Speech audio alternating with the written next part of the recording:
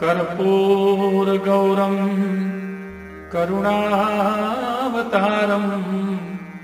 संसारसारं भुजगेन्द्रहारं सदा वसन्तं हृदयारविन्दे भवं भवानी सहितं नमामि। मङ्गलं भगवान् शम्भो मङ्गलं वृषभध्वज मङ्गलं पार्वतीनाथो मङ्गलाय तनोहरः। सर्वमङ्गलमाङ्गल्ये शिवे सर्वार्थसाधिके शरण्ये त्र्यम्बके गौरी नारायणी नमोऽस्तुते नारायणी नमोऽस्तुते नारायणी नमोऽस्तुते।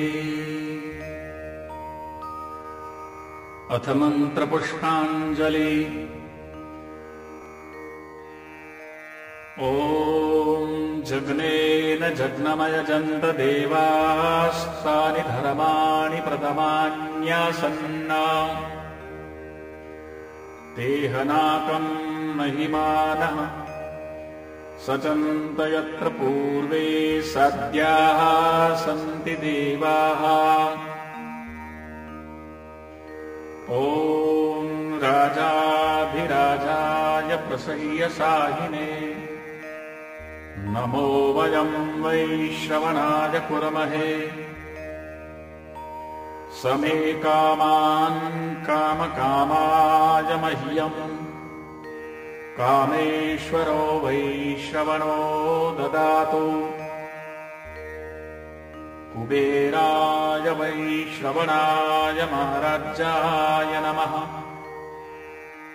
ॐ स्वस्ति साम्राज्यं भौज्यं स्वराज्यं वैराज्यं पारमेष्ठ्यं राज्यं महाराज्यमाधिपत्यमयं समन्तपर्यायी स्यात् सार्वभौमः।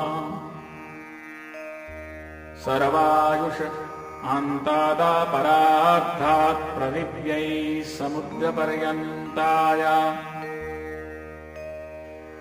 एकरादिति तदप्येष श्लोको भिगितो मरुतः परिवेष्टारो मरुतस्यावसन् गृहे आविक्षितस्य कामप्रेर्विश्वे देवा सभासद इति। ॐ विश्वस्तश्चक्षुरुत विश्वतो मुखो विश्वतो बाहुरुत विश्वतस्पात संबाहुभ्यान्धमतिर्संवदत्रैर्ध्या वा भूमि जनयन् देव एकः। ॐ मानस्तो केतनये मान आयुखिमानो गोकुमानो अश्वेकुरीरिखः मानो वीरान्नुद्रेभामिनो वदीरे हविर्मन्तः सदविद्वा हवामहे। ॐ तत्पुरुषाय विद्महे महादेवाय धीमहि तन्नो रुद्रः प्रचोदयात्। ॐ भूर्भुवस्वः श्रीमुक्तेश्वर साम्ब सदाशिवाय नमः। मन्त्रपुष्पाञ्जलि समर्पयामि। अथ क्षमापणम्।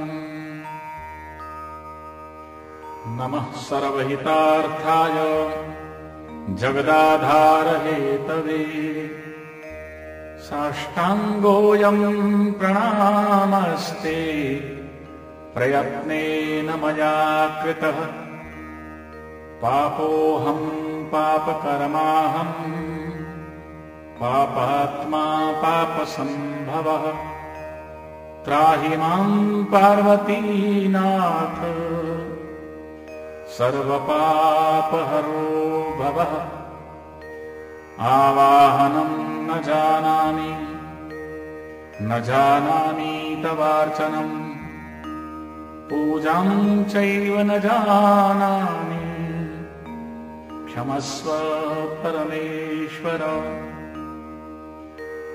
गतं पापं गतं दुःखं गतं दारिद्र्यमेव च आगता सुखसम्पत्ति पुण्योऽहं तव दर्शनात् मन्त्रहीनं क्रियाहीनं भक्तिहीनं सुरेश्वर यत् पूजितं मया देव परिपूर्ण तदस्तु मे परिपूर्ण तदस्तु मे।